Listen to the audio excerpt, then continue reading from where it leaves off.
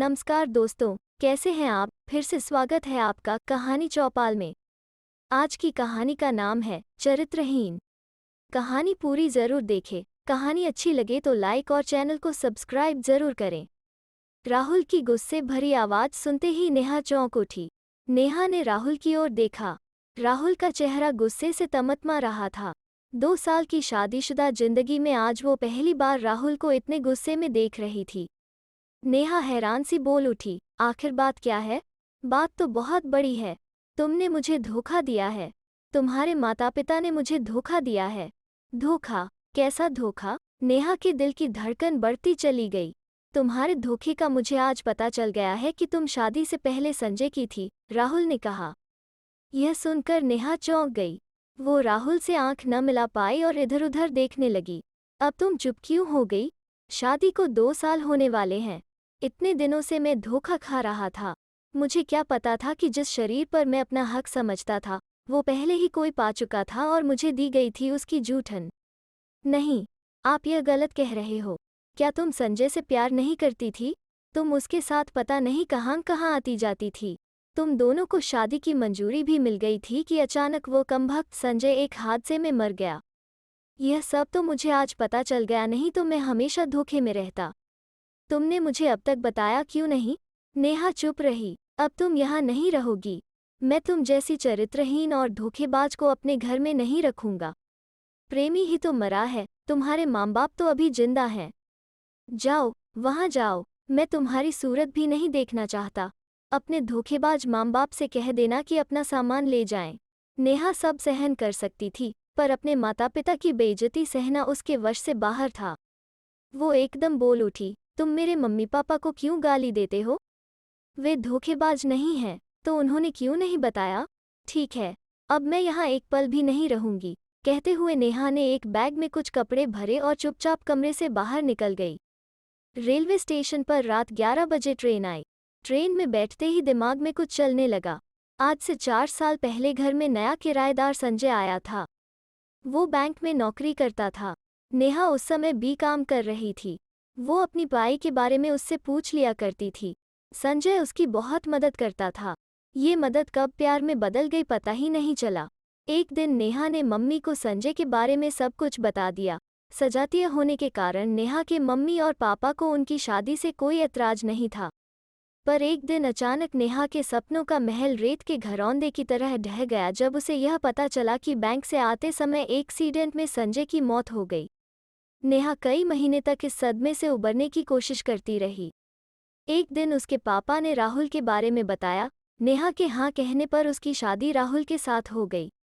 जब कभी नेहा राहुल की बाहों में होती तो अचानक ही एक विचार से कांप उठती थी कि अगर किसी दिन राहुल को संजय के बारे में पता चल गया तो क्या होगा? क्या राहुल उसे माफ कर देगा? नहीं, राहुल कभी उसे माफ नहीं करेगा, क्योंकि सभी मर्द इस मामले में एक जैसे होते हैं।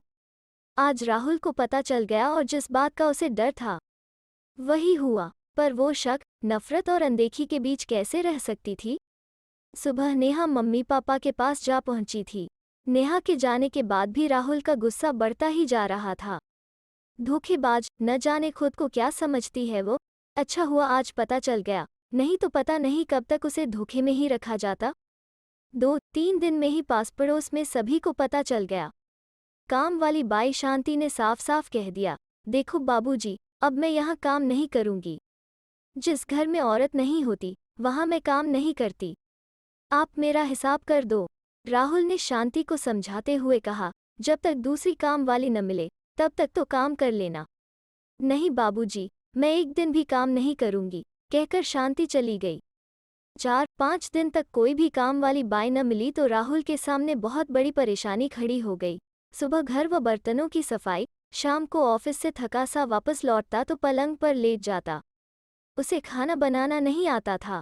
कभी बाजार में खा लेता।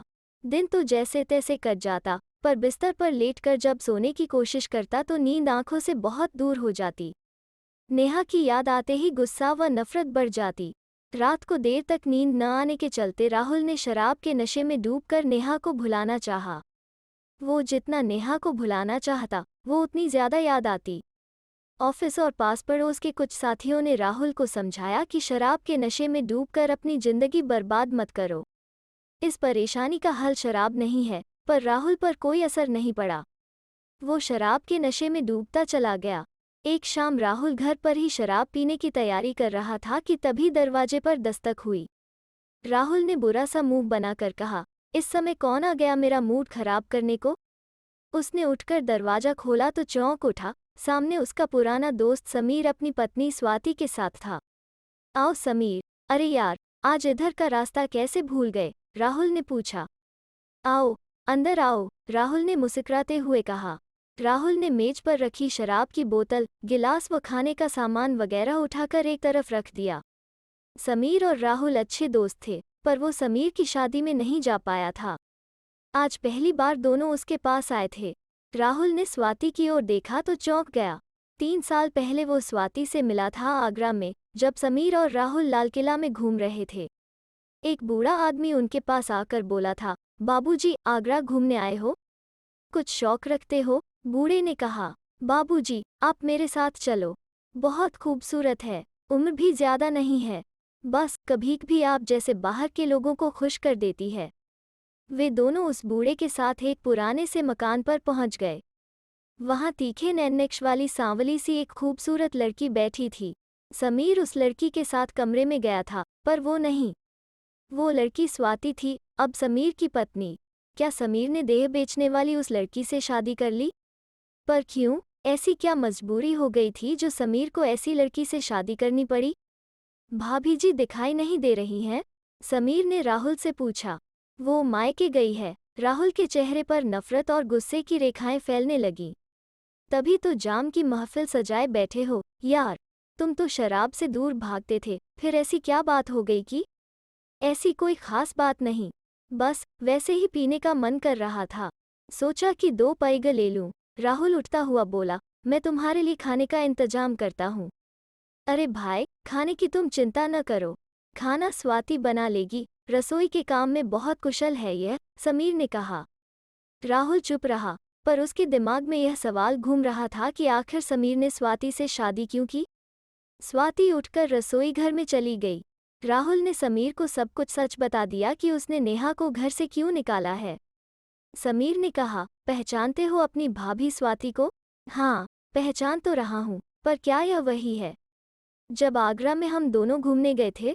हाँ राहुल, यह वही स्वाति है। उस दिन आगरा के उस मकान में वो बूढ़ा ले गया था।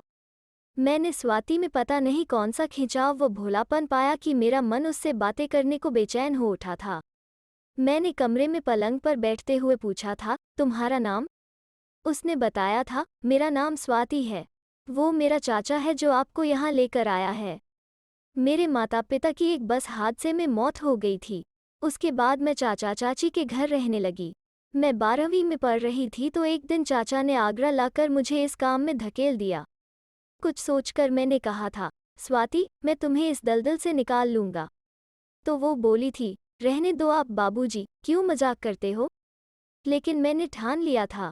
मैंने उससे कहा था, यह मजाक नहीं है, मैं तुम्हें यह सब नहीं करने दूंगा। मैं तुमसे शादी करूंगा।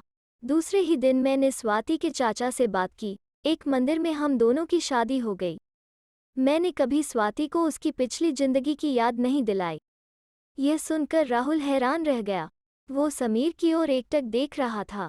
न जाने कितने लोग स्वाति के जिस्म से खेले होंगे।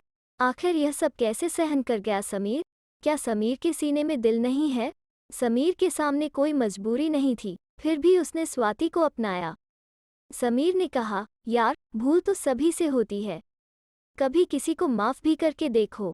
भूल की सजा तो कोई भी दे सकता है, पर माफ करने वाला कोई कोई होता है। तभी स्वाति एक ट्रे में चाय के कप व कुछ खाने का सामान लेकर आई और बोली, चाय लीजिए।